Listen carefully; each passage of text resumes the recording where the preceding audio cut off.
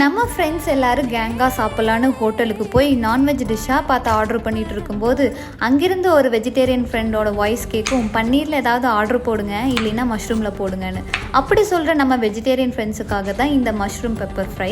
அதுக்கு ஃபஸ்ட்டு மஷ்ரூமை நல்லா வாஷ் பண்ணிக்கணும். அப்புறம் ஆனியன், கொஞ்சம் க்ரீன் சில்லி, கேப்சிகம், மஷ்ரூம் எல்லாமே நல்லா சின்ன சின்னதாக கட் பண்ணிக்கணும்.